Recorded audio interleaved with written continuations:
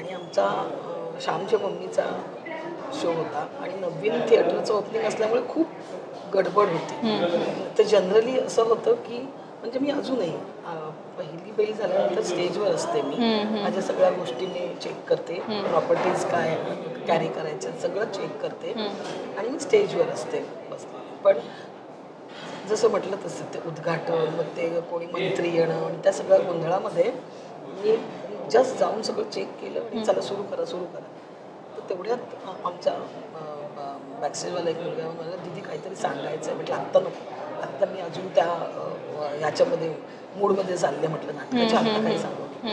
आणि श्यामची मम्मीला सुरुवातीलाच मी एंटर होते स्टेजवर आणि मी नमस्कार करते देवाला वगैरे असं होतं.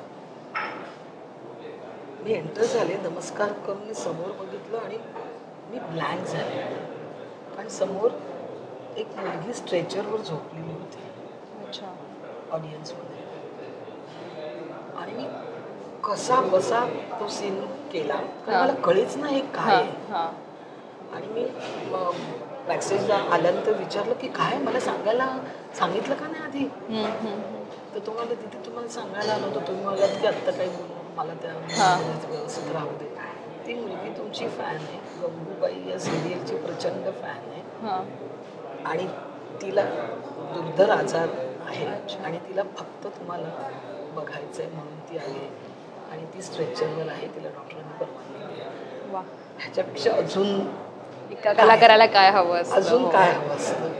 म्हणजे मी हे म्हणजे असले खरंच खूप आहेत असे किस्से पण हे विसरूच शकत नाही की एखादी मुलगी आपल्या म्हणजे तिच्या जीवन मरणाचा प्रश्न आहे आणि ती केवळ मला बघण्यासाठी तिथे आलेली असेल ह्याच्यापेक्षा अजून काय असू शकतं. निश्चित खूप खूप असे खूप किस्से आहेत.